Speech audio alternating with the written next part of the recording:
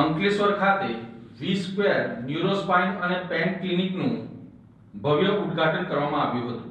Ankleshwar GIDC વિસ્તારમાં આરોગ્ય સેવાઓને નવી દિશા આપતું મહત્વપૂર્ણ પગલું ભરાયું છે।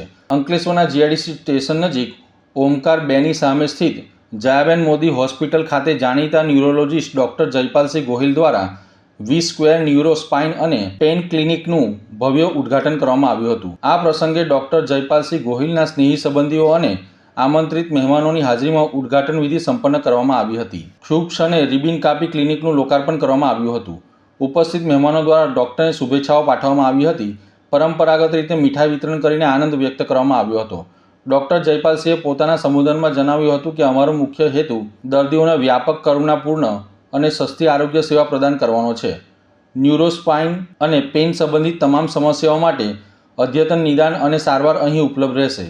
V² neuro spine pen clinic દ્વારા અંકલેશ્વર અને આસપાસના વિસ્તારના લોકોને હવે વિશેષજ્ઞ ન્યુરોલોજીસ્ટ અને સ્પાઇન સારવાર માટે મોટા શહેરોમાં જવાની જરૂર રહે નહીં। આ ક્લિનિક વિસ્તારમાં આરોગ્ય સેવાઓ વધુ સુલભ અને ગુણવત્તાસભર બનાવશે તેવી અપેક્ષા વ્યક્ત કરવામાં આવી હતી। નમસ્તે દોસ્તો, હું doctor Jaypalsinh Gohil, neuro surgeon અને સ્પાઇન સર્જન અંકલેશ્વર।